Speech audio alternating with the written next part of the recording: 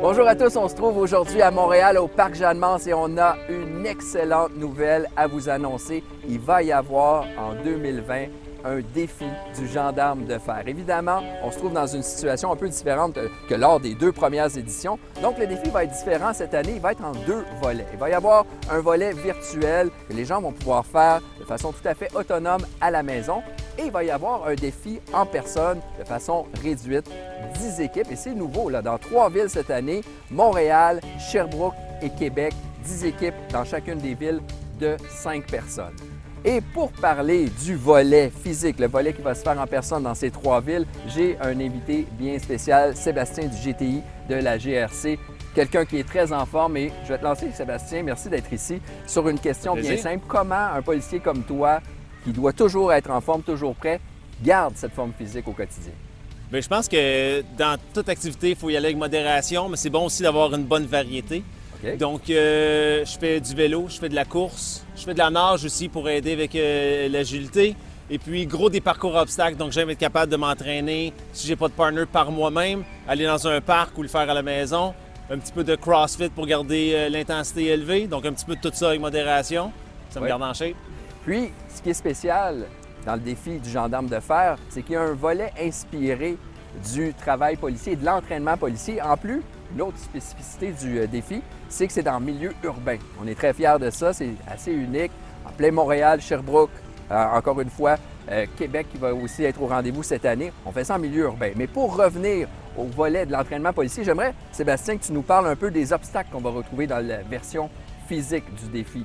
Comment c'est inspiré du milieu policier? Quels sont ces obstacles? Oui, donc cette année, on a 20 obstacles durant le parcours à obstacles, très inspirés du milieu policier. Donc, la plupart des corps policiers ont des parcours obstacles pour les candidats qui veulent rentrer ou pour juste maintenir leur standard physique. Ou comme le groupe tactique d'intervention, on a aussi un parcours à obstacles. Donc, comme cela, il va y avoir des marches à monter, il va y avoir des sauts en longueur, il va y avoir des battle ropes attachés après les pare-chocs de véhicules de police. Il va y avoir des tables à sauter, il va y avoir de la course aussi. Donc, il va y avoir plusieurs obstacles comme ça qui s'inspirent là, du parcours obstacle, du test d'aptitude physique de la GRC, du groupe tactique d'intervention, et très similaire à celui du service de police de Montréal aussi. Donc, c'est très intéressant pour les gens de se mesurer, de voir s'ils auraient la condition physique pour être policier.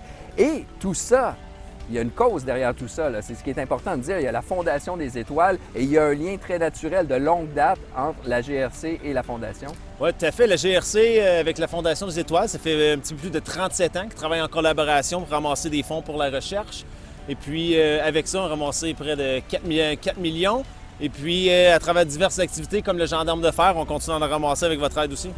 Et Sébastien, je te demanderais, si possible, de lancer cet appel-là, le défi aux gens de venir participer au volet physique dans les 3 villes du défi du gendarme de fer. Oui, donc on recherche dans chaque ville 10 équipes de 5 personnes. On a comme 2 défis. On a le défi de ramasser 3 000 $ par équipe, mais on a aussi le défi physique de compléter le parcours à obstacles. Donc, j'invite tout le monde de la population à créer une équipe. J'invite aussi les autres corps de police, venir compétitionner contre nous et puis que le meilleur gagne.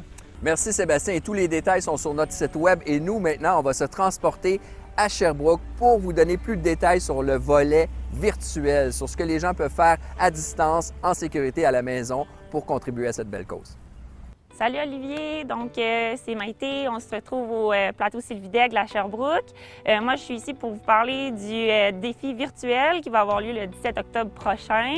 Dans le fond, ça va être un parcours qui se veut vraiment amusant puis qu'on fasse la course avec des amis ou avec la famille. C'est une course avec des obstacles, donc je vous invite à faire ça dans votre cour arrière ou si vous n'avez pas de place, ça peut être dans un parc avec des modules de jeu. Il va y avoir une vingtaine d'obstacles qu'on va tous vous détailler là, dans une prochaine vidéo. Mais en gros, il va y avoir de la course, des sauts, des lancers sur une cible, essayer de reproduire un peu qu'est-ce que la police peut avoir à faire dans son quotidien.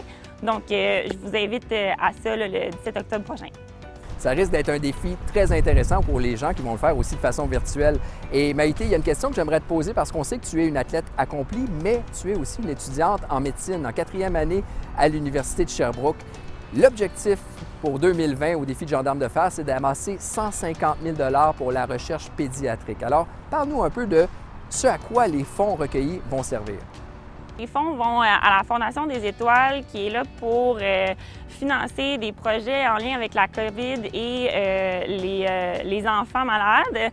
Donc, ça va aller aux 4 centres mères-enfants du Québec, soit Sherbrooke, il y en a 2 à Montréal et la Ville de Québec, pour essayer de financer des recherches qui visent à aider les enfants malades actuellement. C'est certain que les gens qui vont s'inscrire vont avoir beaucoup de plaisir. Merci Maïté d'avoir été avec nous aujourd'hui. Est-ce que je peux te demander, en terminant, de lancer un appel à tous pour le défi Gendarme de fer version virtuelle?